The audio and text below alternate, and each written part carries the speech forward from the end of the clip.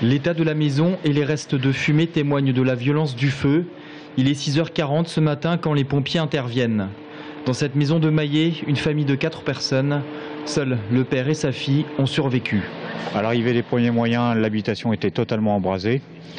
Du rez-de-chaussée jusqu'en toiture, et la toiture avait percé. On avait le père de famille qui était sorti par lui-même, qui était brûlé très gravement, qu'on a transporté médicalisé sur Trousseau, à Tours. Et une jeune fille de 13 ans qui était intoxiquée par les fumées, que les voisins avaient aidé à sortir par une fenêtre avec une échelle. La jeune fille, légèrement intoxiquée, a été transportée à l'hôpital Clocheville de Tours.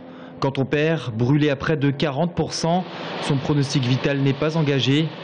Plus de 50 pompiers sont intervenus sur place, mais face à l'ampleur des dégâts, ce n'est que vers midi que la mère, âgée de 45 ans, et son fils de 9 ans ont été retrouvés morts dans les décombres.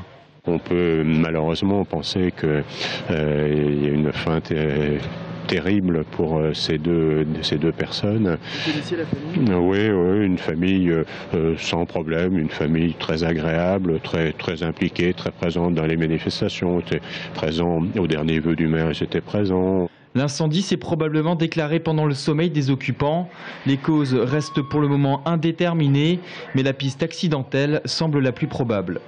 Nous sommes sur un incendie un petit peu délicat. Les prélèvements seront effectués. Pour l'instant, nous laissons travailler nos collègues sapeurs-pompiers et ensuite, lorsque nous aurons accès à la maison, des investigations complémentaires seront effectuées. Cet après-midi, les techniciens en investigation criminelle de Tours et la brigade de recherche de Chinon étaient encore sur les lieux pour tenter de déterminer précisément les causes.